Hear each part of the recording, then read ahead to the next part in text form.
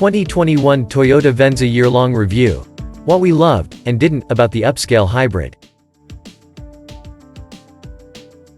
But before we start, please support us by pressing the like and subscribe buttons, so that we can continue to provide information about car and motorcycle news.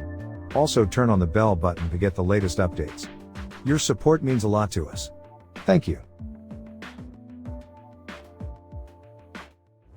When we took delivery of our long-term 2021 Toyota Venza, we asked ourselves if luxury could be mainstream.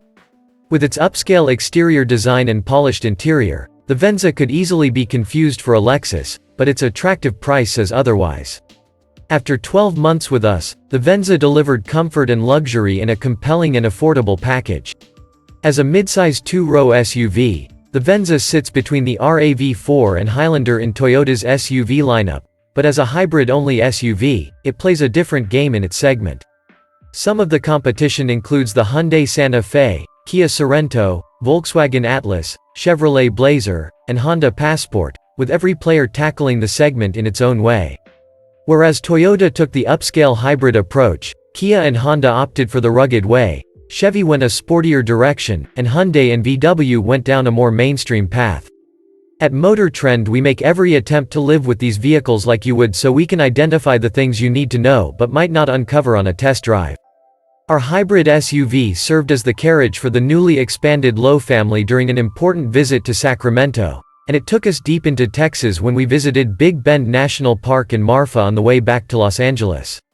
We chose the XLE model, sandwiched between the LE and Limited in the Venza lineup, because it offers the most bang for your buck. With the Softex package, a $510 option, we got heated and ventilated faux leather seats, which proved comfortable. The vegan leather was designed to hold less heat over traditional leather, something we appreciated during the hot summer days. The $2,050 premium audio package upgraded the 8.0-inch touchscreen to a 12.3-inch display with capacitive controls, navigation, and a 9-speaker JBL audio system. Although the big screen was a nice upgrade, the touch controls for the HVAC and screen were harder to operate over the traditional physical buttons. They were very sensitive, and we missed having knobs for the volume and radio tuning. All in, our Venza checked out at $39,735, a great deal considering its magnificent equipment. Although the Venza aced at its primary job, it wasn't perfect. Its hybrid powertrain, a 2.5-liter L4 with 3 electric motors for a combined 219 horsepower, felt stressed at medium throttle input, loudly roaring when accelerating from a stop or when passing on the freeway. Its traction control system was also touchy. When going over a bump, rough pavement, or a steel plate and applying the brakes, the system would briefly cut power and lock the wheels. This didn't happen often, but I noticed it multiple times throughout the year.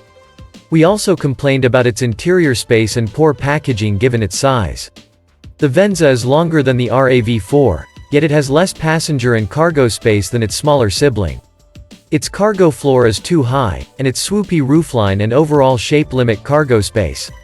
Visiting the dealer was easy. Thanks to the Toyota Connected Services app, we were reminded when it was time to go in for service, and booking an appointment through the app was a breeze. Toyota's maintenance plan covers normal factory scheduled services for the first 2 years or 25,000 miles, so customers don't have to pay a penny. We did have to, however, because our Venza was part of a fleet. We spent less than $200 over 4 visits. Compared to other long-term two-row mid-size SUVs, the Venza was inexpensive to maintain. Our 2015 Nissan Murano SLAWD cost $589.76 over the 12-month period it stayed with us. That's more expensive than the Venza or the $77.90 we paid for our 2018 Dodge Durango V8 long-termer. Although we like the 2-year complimentary maintenance, we'd prefer to visit the dealer less often. The Venza has scheduled services every 5,000 miles. We never had to visit the dealer outside of the maintenance schedule, though. We avoided any chips on the windshield, flat tires, or other unexpected surprises throughout the year. The few gas stops we made didn't go unnoticed. The Venza delivers 40, 37/39 mpg city, highway, combined per the EPA, pretty good numbers for an SUV this size. We didn't quite hit those numbers on our average, but we weren't far off, 35.1 mpg. Still, we saved money at the pump, which we appreciated as gas prices skyrocketed toward the end of 2021. Overall, our 2021 Toyota Venza long-termer delivered exactly what we expected it to. It's not necessarily a fun SUV to drive, and it isn't perfect, but it does a lot of things well. It's comfortable, it's full of upscale touches, and it comes at a great value, and plenty of people will be happy about that. Although its technology isn't top-notch, it has enough to simplify some of your day-to-day commuting needs. And with incredible reliability and a top safety pick rating from the IIHS, the Venza is quite an attractive package.